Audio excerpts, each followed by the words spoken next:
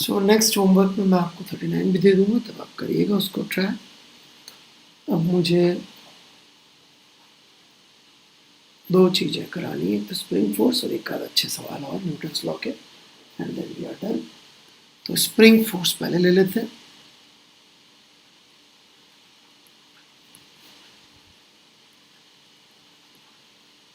Spring force. Now what does this essentially means, spring force? देखिए,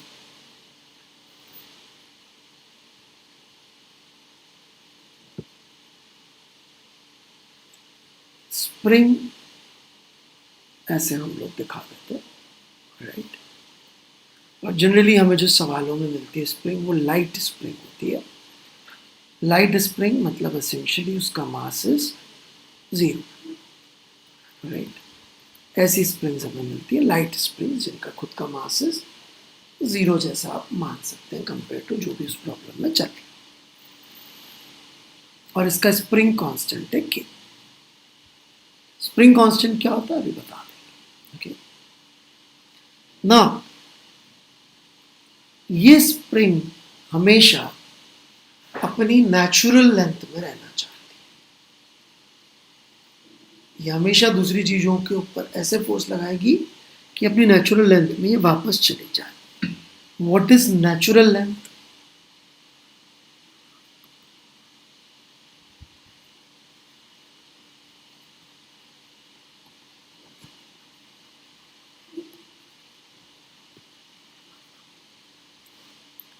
isolated spring की length.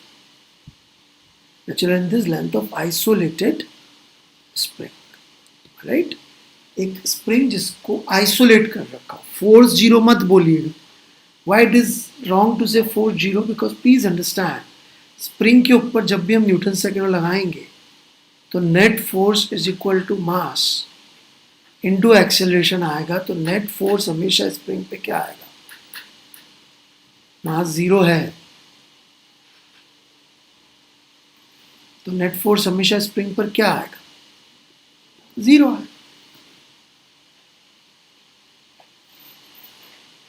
Net force on spring will always be 0,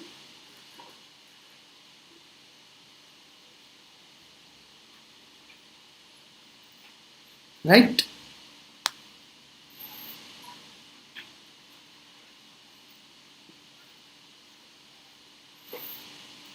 तो हम इसलिए isolated spring की बात करेंगे, कभी भी किसकी बात नहीं करेंगे?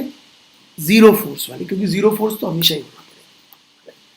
आइसोलेटेड मतलब उसको अलग से छोड़ दिया, जैसे ये स्प्रिंग रखी हुई है जिसके ऊपर कोई इंटरेक्शन किसी चीज से नहीं होता, ओके।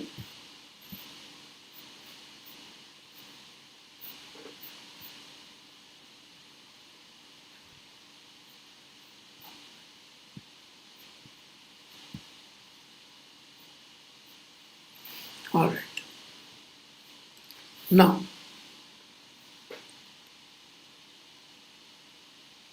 मैंने इस स्प्रिंग को इस दीवार से बांधा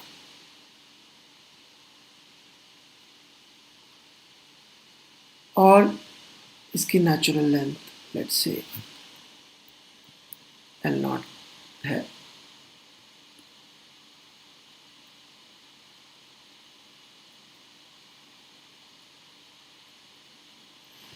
और हमने इसके ऊपर फोर्स F लगा के इसको खींचा। तो हम देखते हैं कि स्प्रिंग अपनी नेचुरल लेंथ से, ऑलराइट, x आगे खींच के जा चुकी।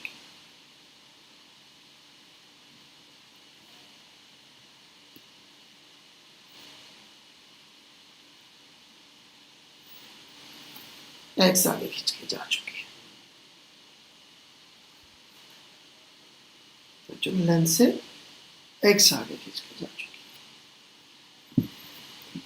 तो इसके ऊपर स्प्रिंग के ऊपर जो है फोर्स लग रहा है, यदि अब ये आगे नहीं बढ़ रहा है लेट्स से सब कुछ इक्विलिब्रियम में आ चुका है। सबसे पहले तो ये समझिएगा कि स्प्रिंग पे नेट फोर्स 0 होना चाहिए और एक फोर्स मैंने बना रखा है, ऐसा नहीं हो सकता एक फोर्स और लग रहा होगा अपोजिट डायरेक्शन में। किधर लगना पड़ेगा अपोजिट डायरेक्शन में फोर्स? कौन लगा रहा होगा? ऑब्वियसली दीवार लगा रही होगी। दीवार स्प्रिंग के ऊपर इस दिशा में एक फोर्स एग्जैक्टली F के बराबर लगा रही होगी ताकि नेट फोर्स इस पे 0 आए। राइट, अपने धीरे धीरे धीरे धीरे फोर्स को बढ़ा के ये इक्विलिब्रियम में रखा हुआ है इसको, ठीक है ना। ये फोर्स अपन इक्विलिब्रियम में भी रखा हुआ है, स्प्रिंग अब और आगे नहीं खींच रही। तो स्प्रिंग कांस्टेंट क्या कहता है? स्प्रिंग कांस्टेंट का कॉन्सेप्ट क्या है कि स्प्रिंग में जो फोर्स डेवलप हुआ जब वो एक्स खींची हुई है वो इतना होगा। X is basically what? It is present length minus natural length का mod. Present length minus natural length का मॉडुलस इज एक्स। स्प्रिंग की प्रेजेंट लेंथ कितनी है और नेचुरल लेंथ कितनी है, इनका डिफरेंस। मॉडुलस क्यों? कि कंप्रेस भी कर सकते हैं इसलिए modulus, as in same situation opposite भी हो सकती है। कैसे?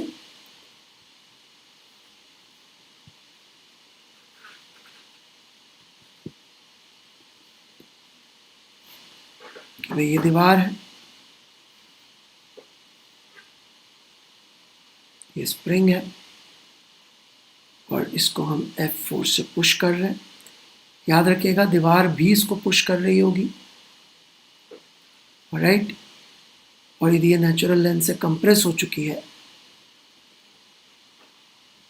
पहले इसकी लेंथ होती थी L0, अब ये x यदि कंप्रेस हो चुकी है तो ये F हो जाएंगे kx। और स्प्रिंग पे दीवार भी ऐसे लगा रही होगी और दूसरी तरफ जिसने पुश किया वो भी ऐसे लगा रहा होगा अंदर की तरफ। हाँ, स्प्रिंग खुद जो फोर्स लगा रही होगी, राइट, वो बाहर की तरफ पुश करने वाले को, दीवार को भी इधर दूर पुश कर। This is what must be happening.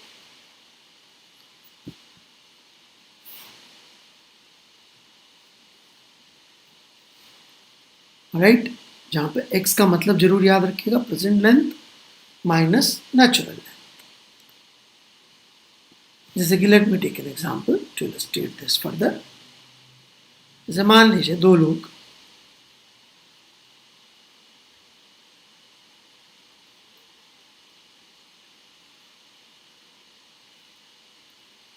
Spring पकड़ के खड़े हुए,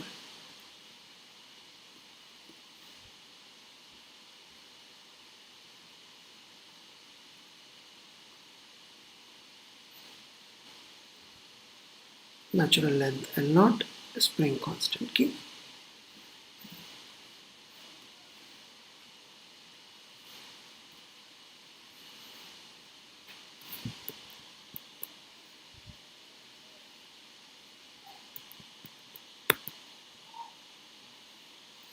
अब ये बंदा जो लेफ्ट में खड़ा हुआ है, let's say he walks x1 towards this direction and this person, fellow on the right, walks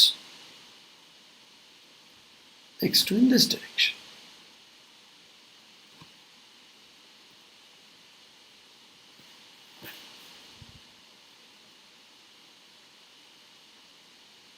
तो इस बंदे पे कितना फोर्स लग रहा होगा स्प्रिंग के द्वारा और इस बंदे पे कितना लग रहा होगा? Before you start even think कि नेट फोर्स तो 0 ही लगना है और स्प्रिंग के ऊपर दोनों तरफ से फोर्स बराबर लग रहा होगा, तो स्प्रिंग भी बराबर फोर्स लगा रही होगी। तो कई लोग F इजिकल टू kx का ऐसा रट्टा मारते हैं, बोल देते हैं इस तरफ kx1 लग रहा होगा, इस तरफ kx2 लग रहा होगा। बिल्कुल नहीं। ये देखिए x का मतलब समझिए। प्रेजेंट लेंथ ऑफ स्प्रिंग आप लिखेंगे तो x निकल आएगा। x is mod of present length which is L0 plus x1 plus x2 minus L0. So x कितना हो गया? x1 plus x2। तो स्प्रिंग का फोर्स कितना होगा? kx 1 plus x2। ये फोर्स होगा स्प्रिंग में डल, और ये कैसे लग रहा होगा, स्प्रिंग को ये बंदा इस F फोर्स से इधर खींच रहा होगा और ये बंदा इसी फोर्स F से इधर खींच रहा होगा ताकि स्प्रिंग पर नेट फोर्स 0 आए और उसकी वैल्यू इतनी हो। That's it.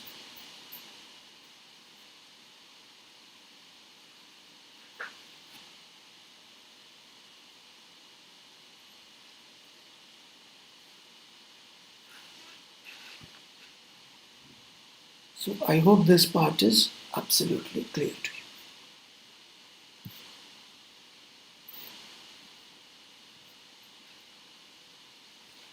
फिर इस पे बेस्ड और बढ़िया बढ़िया चीज़ें भी होती है, राइट, वो अपन धीरे धीरे और ले लेंगे। ओके, तो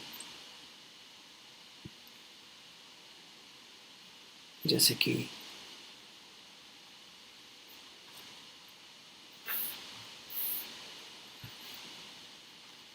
ये एक ब्लॉक है जो छत से अपन ने डाला, राइट,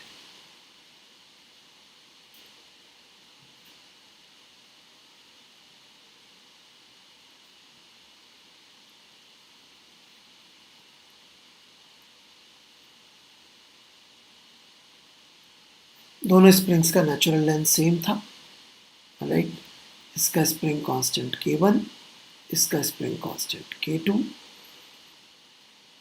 राइट, और दोनों का exchange natural length use to be same, जिससे अपन ने डाला, ये बड़ा जरूरी है जानना, राइट, दोनों का नेचुरल लेंथ सेम था। तो अब ये जो एक्सटेंशन हुआ है दोनों स्प्रिंग में वो कितना हुआ होगा, this is what we want to find out. So very easy, block का एफडी बना लेते हैं। एक mg लग रहा होगा नीचे, एक K1x और एक K2x, and mg minus K1x minus K2x must be equal to 0। So कितना आ गया x का value, mg upon K1 plus K2। That's it. This is the extension in the spring.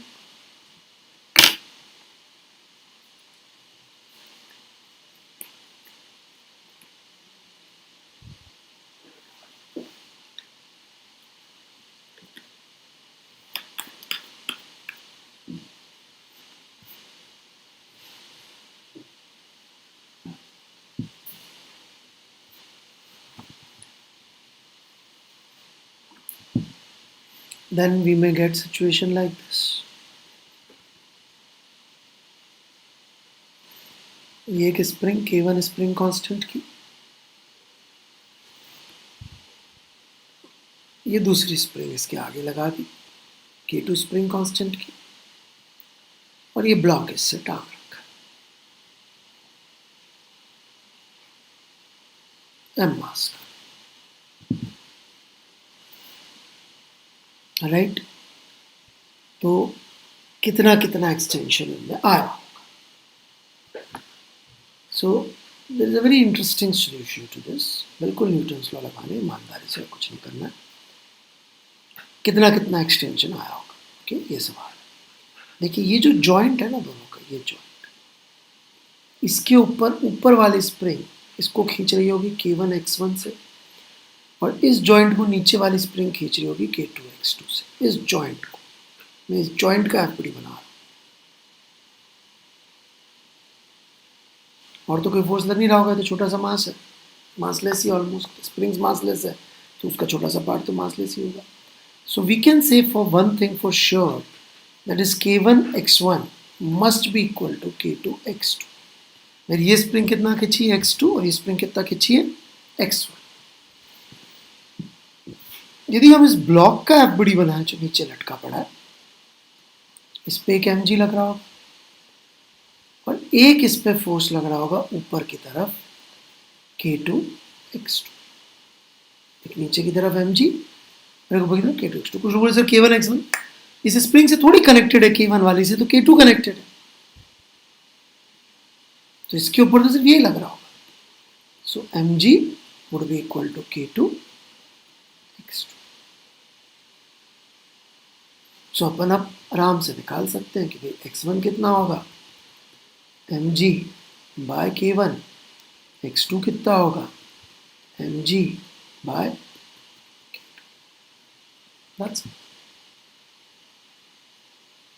और भी स्प्रिंग में बड़ी इंटरेस्टिंग चीज़ें करी जा सकती है, तो आपके एग्ज़ाम के बाद वाली क्लास में मैं लूँगा। अभी मैं ज़्यादा आपको बर्डन नहीं करना चाहता, सो विल स्टॉप हियर।